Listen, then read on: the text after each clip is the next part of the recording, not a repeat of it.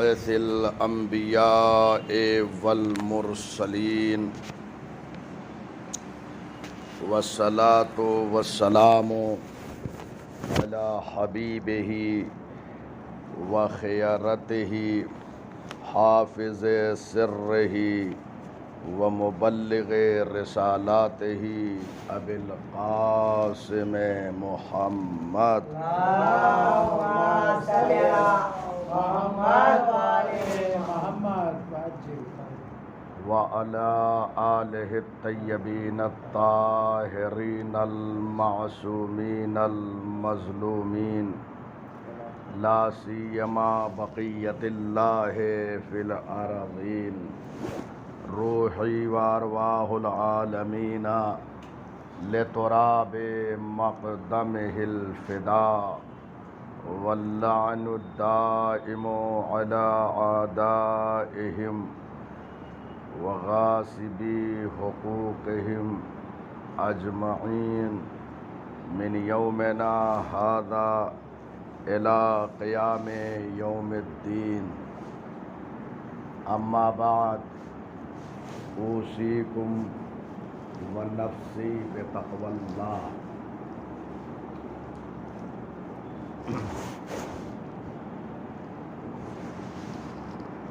حاضرین محترم، میں آپ کو اور اپنے نفس کو تقوی الہی کی نصیحت کرتا ہوں.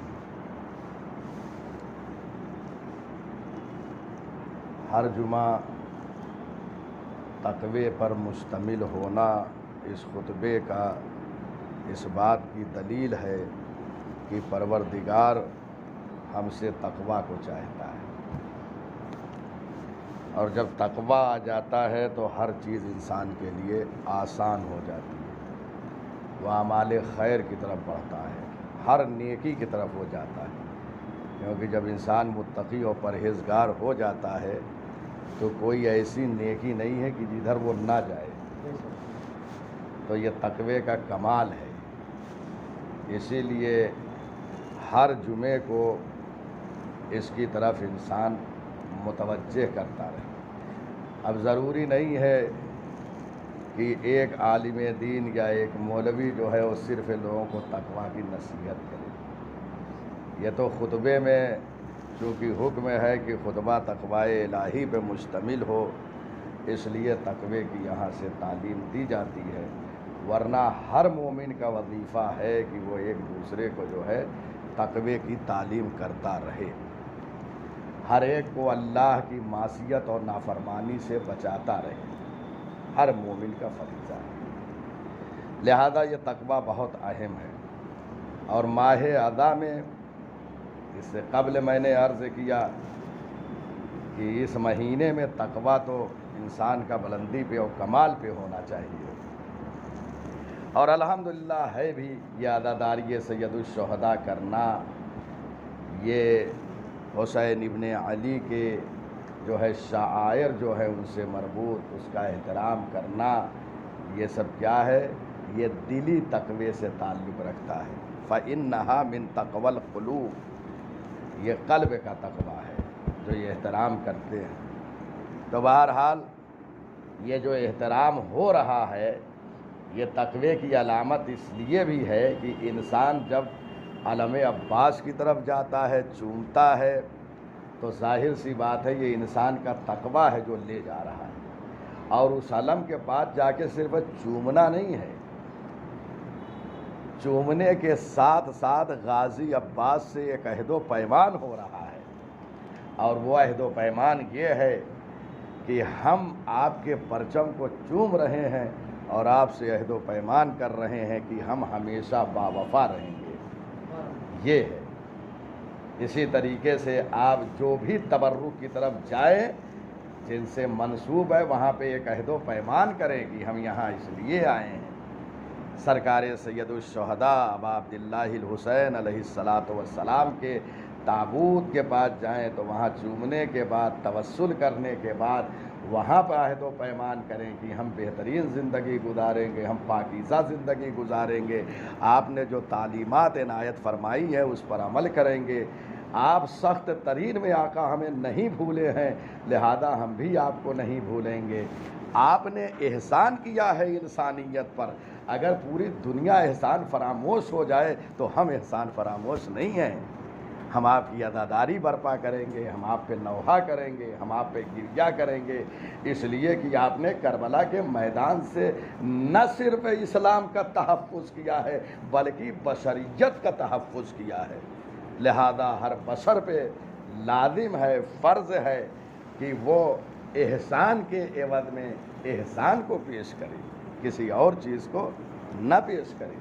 چنانچہ بہت سارے دروس ہیں جو کربلا سے سید الشہداء نے ہمیں دیے ہیں، ان میں ایک اہم چیز، جتنے حسین ابن علی کے ساتھ تھے سب کے سب متقی اور پرہیزگار تھے۔ اس کی دلیل آپ دیکھ لیجئے کہ ہر ایک کی قسمت میں نہیں تھا حسین ابن علی کے ساتھ ہونا۔ 72 نفوس قدسیہ، 72 افراد صرف کربلا میں آئے تھے۔ کیا دنیا میں مسلمان نہیں تھے؟ مدینۃ الرسول مسلمانوں سے بھرا تھا، اس زمانے میں مسلمانوں کا کیپٹل سمجھا جاتا تھا۔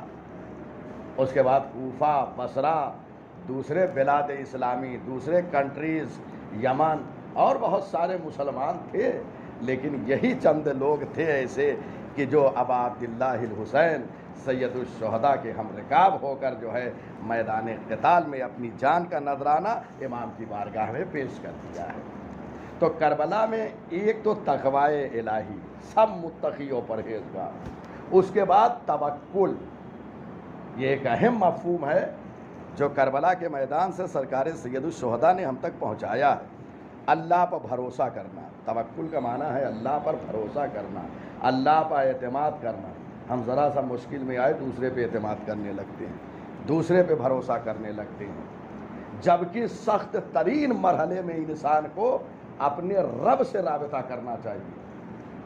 سخت ترین مرحلہ کہ ہم چھوٹی چھوٹی مصیبتوں میں جو ہے دوسروں سے سہارا مانگنے لگتے ہیں، اللہ کی بارگاہ میں انسان جو ہے اپنے سر نیاز کو خم کرے، اس کے اوپر بھروسہ کرے، اس کے اوپر اعتماد کرے، دیکھیے انسان کس کمال تک پہنچتا ہے۔ اور یہ خود قرآن مجید میں پروردگار نے دونوں مفہوم کو ایک جگہ ذکر کیا ہے، تقوی کو اور توکل کو۔ قرآن مجید میں تقوی کو اور توکل کو ایک جگہ پیش کیا ہے اور دونوں کے نتیجے کو بیان کیا ہے۔ پہلا نتیجہ تقوی کا، وَمَن يَتَّقِ اللَّهَ يَجْعَل لَّهُ مَخْرَجًا، انسان جب تقوی اختیار کرتا ہے نا تو پروردگار اس کے لیے آسانیاں فراہم کر دیتا ہے۔ وَمَن يَتَّقِ اللَّهَ يَجْعَل لَّهُ مَخْرَجًا، اس کے لیے آسانیاں فراہم کر دیتا ہے۔ اب روزی کی طرح روزی نہیں مل رہی ہے، آپ تقوی تو اختیار کیجئے، اللہ کہہ رہا میں جو کرے گا، لیکن پہلے آپ اپنا کام کر کے آئیے، پھر ہم آسانیاں کریں گے۔ آپ تقوی اختیار کریں۔ اس کے بعد نہ صرف یہ کہ پروردگار یہ فرما رہا ہے کہ میں آسانیاں کروں گا، بلکہ اس کے بعد ہے وَيَرْزُقْهُ مِنْ حَيْثُ لَا يَحْتَسِبُ، اور میں اسے ایسی جگہ سے رزق دوں گا کہ وہ گمان بھی نہیں کر سکتا۔ اور فرما رہے ہیں کبھی ایسا ہوتا ہے نا کہ انسان ایک پریشان حال ہے، مشکل میں ہے، لیکن ایک ایسا وقت آتا ہے کہ اس کے ایسے پیسہ پہنچ جاتا ہے، مال پہنچ جاتا ہے کہ گمان نہیں کرتا یہ آیا کہاں سے۔ اور فرما رہے ہیں تو یہ تقوی کا نتیجہ ہے کہ انسان کو اللہ ایسی جگہ سے رزق دیتا ہے کہ وہ گمان نہیں کر سکتا، اور ہم نے خود اپنی زندگی میں اس کو واقعی دیکھا ہے۔ اس کے بعد تقوی کے بعد فوراً جو ہے اسی آیے کریمہ میں پروردگار نے یہ فرمایا وَمَن يَتَوَکَّلْ عَلَى اللَّهِ فَهُوَ حَسْبُهُ، تقوی اور توکل۔ توکل یعنی ذات احدیت پہ بھروسہ کرنا، لا غیر، کسی اور پہ بھروسہ نہ کرے، اعتماد نہ کرے، اللہ پر اعتماد کرے، اللہ اس کے لیے کافی ہے۔ خود فرما رہا ہے وَمَن يَتَوَکَّلْ عَلَى اللَّهِ فَهُوَ حَسْبُهُ، جو اللہ پر توکل کرتا ہے، بھروسہ کرتا ہے، اعتماد کرتا ہے، وہ اس کے لیے کافی ہے۔ آپ جانتے ہیں اصحاب حسین ابن علی جیسے جیسے شہادت کا وقت قریب آ رہا تھا کیوں مسکرا رہے تھے؟ آپ نے پڑھا ہوگا، سنا ہوگا کہ ان کے چہرے کھل رہے تھے۔ یہ کیوں تھے؟ یہ اس لیے کہ تقوی، توکل یہ سارے زیور سے آراستہ تھے۔ اس لیے ایسے مسائل سے گزر رہے تھے. اور جانتے ہیں رود عاشور کتنا سخت مرحلہ تھا، لیکن سید الشہداء کے پیشانی پہ کہیں شکن تک نہ آئی، جبکہ کتنا مشکل مرحلہ ہے. سن لینا آسان ہے، ہمارا بچہ اگر صرف ہاسپٹل میں چلا جائے، سیریس ہو جائے، ہماری کیفیت بدل جاتی ہے. حسین ابن علی کے سامنے 18 بنی ہاشم، وہ بھی اہل تاریخ نے لکھا ہے کہ روئے زمین پر ان کی نظیر نہیں تھی، کوئی ان کے جیسا نہیں تھا، کوئی ان کے مانند نہیں تھا، کوئی ان کے مثل نہیں تھا، تہے دیکھ کر دیے گئے. لیکن اطمینان حسین ابن علی کے چہرے پر. یہ اطمینان کیوں؟ یہ وہی توکل بخدا، اللہ پر اعتماد، اللہ پر بھروسہ. جانتے ہیں وہاں پہ ایک دعا فرمائی ہے سرکار سید الشہداء حضرت ابا عبداللہ الحسین نے روز عاشوراء اپنے رب کو خطاب کرتے ہوئے یہ کہا ہے کہ اللہم انت ثقتی فی کل کرب. آپ کو تاریخ کربلا میں امام حسین علیہ السلام کا یہ فقرہ ملے گا کہ پروردگارا انت ثقتی، تمام مشکلات میں جو ہے تیرے اوپر میں بھروسہ کر رہا ہوں. دیکھ رہے ہیں، یعنی ایسے مشکل مرحلے میں سرکار سید الشہداء کا اعتماد یہ کربلا سے درس توکل تھا. اور امام فرما رہے تھے کہ یاد رکھو لاکھ مشکلات ہجوم کر جائیں تمہارے اوپر، ایسے عالم میں اگر کہیں پر تمہیں کچھ مل سکتا ہے تو اللہ سے مدد مل سکتی ہے، اس کی ذات پہ بھروسہ کرو. ہم 4 لوگوں کے درمیان اگر گرفتار ہو جائیں، مشکلات میں آ جائیں، 4 لوگ ہمیں گھیرنے نرغے عادا میں ہو جائیں تو ہم جزا و فضا کرنے لگتے ہیں. ایسے عالم میں کیا ہے، حسین ابن علی نے کہا کہ ایسے موقع پر اللہ پہ بھروسہ کرو. دیکھ رہے اتنا بڑا لشکر سرکار سید الشہداء نے، اور مجھے گھیرے ہوئے ہے، میں یکو تنہا ہوں، پیشانی پہ کوئی شکن نہیں ہے، بہت ہی مطمئن نظر آ رہے ہیں اور دعا بھی کر رہے ہیں اللہم انت ثقتی فی کل کرب. پروردگار ہر کرب اور مصیبت میں تیرے اوپر اعتماد کر رہا ہوں. تو اگر ہم بھی کہیں ایسا مرحلہ آ جائے کہ اگر دشمنوں میں گرفتار ہو جائیں، مشکلات آ جائے، تو ایسے موقع پر وہی دعا جو سرکار سید الشہداء نے تعلیم دیا ہے، اپنے رب کو خطاب کرتے ہوئے یہ کہے. یہ جملہ صرف سید الشہداء تھے، یہ سید الشہداء امام حسین علیہ السلام نے تعلیم دیا. کہیں مشکل میں آن پڑو تو یہ فقرہ اپنے رب سے خطاب کرتے ہوئے کہو اللہم انت ثقتی فی کل کرب. پروردگارا ہر مشکل میں تجھ پہ بھروسہ کر رہا ہوں. یہ ہے سرکار سید. اور اس کے بعد دیکھیے یہ اعتماد کا عالم ہے کہ اطمینان ہے چہرے پر. شہداء کی لاشیں بکھری ہوئی ہے، بچپن کے صحابی حبیب ابن مظاہر ہیں، بریر حمدانی ہیں، جون ہیں، اور اس کے بعد دیگر اصحاب حسینی ہیں، مسلم ابن اوسجا ہیں اور جمانان بنی ہاشم ہیں. ایسے عالم میں اطمینان کا یہ عالم ہے سرکار سید الشہداء کے لیے کہ اللہ کو یہ کہنا پڑا یا ایتھا النفس المطمئنہ. معمولی بات نہیں ہے یہ. اطمینان کا یہ عالم ہے کہ سرکار سید الشہداء کی ذات نفس مطمئنہ کہلائی. قرآن مجید میں موجود ہے، آپ سنتے ہیں، پڑھتے ہیں کہ پروردگار نے آخری وقت نفس مطمئنہ کہہ کر خطاب کیا ہے. اس کا مطلب یہ ہے کہ پروردگار تیری بارگاہ میں یہ قربانیاں بہت کم ہے. جب اعتماد کا یہ عالم ہوگا بارگاہ رب العزت میں تو یہ اپنے بچوں کی قربانی بھی اس کی محبت کے مقابل میں کم نظر آئے گی. دیکھ رہے ہیں کیسے کیسے مسائل سید الشہداء جو ہے ہمارے لیے واضح فرما رہے ہیں کہ ہمیں ہر مشکل، ہر بلا اور تمام مسائل کا سامنا کرنے کے لیے اگر ایک جو ہے اللہ کی ذات پہ بھروسہ ہے تو دنیا کی ساری مشکلات، ظالم آ جائے ظلم کرے اطمینان ہے، مہنگائی کا زمانہ آ جائے اطمینان ہے، GST لگا دے اطمینان ہے، سب کچھ. کیوں؟ اس لیے تم جو کچھ بھی کرتے جاؤ گے اللہم انت ثقتی فی کل کرب، تیرے اوپر ہر مشکل وقت میں بھروسہ ہے. بہرحال تو توکل ایک اہم مفہوم ہے کہ امام حسین نے اس مشکل ترین مرحلے میں توکل کیا ہے.